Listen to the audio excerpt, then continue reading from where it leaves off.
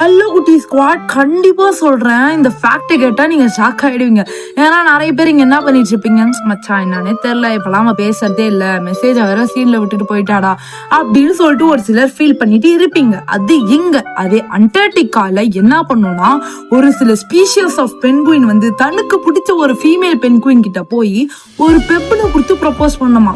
அதாவது ஒரு மேல் பென்குயின் வந்து ஒரு நல்ல பர்ஃபெக்டான பெபிள், அதாவது ஒரு கூழாங்கலை வந்து தேடிட்டு இருக்கும், அதுக்கு பிடிச்ச ஃபீமேல் பென்குயின் கிட்ட போய் கொடுக்கலாம் அப்படின்னு சொல்லிட்டு பர்ஃபெக்டான ஒரு கல்லு கிடைச்ச உடனே அதுக்கு பிடிச்ச ஃபீமேல் பென்குயின் கிட்ட போய் கொடுத்துட்டு அது வந்து பெபிள் ப்ரப்போசலாம். அது பேரு என்ன ப்ரப்போசலோ போங்க, அவன் டவர் மேல ஏறி ப்ரப்போஸ் பண்றான், கல்லை கொடுத்துலாம் ப்ரப்போஸ் பண்ணுது பாருங்க அனிமல்.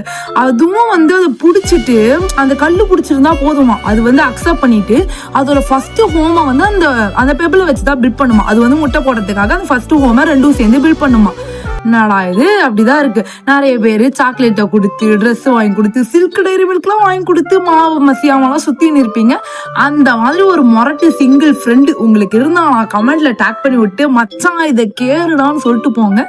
நானும் செல்ஃப் டேக் பண்ணிக்கிறேன். டாடா பை பை, ஃபாலோ பண்ணிக்கோங்க.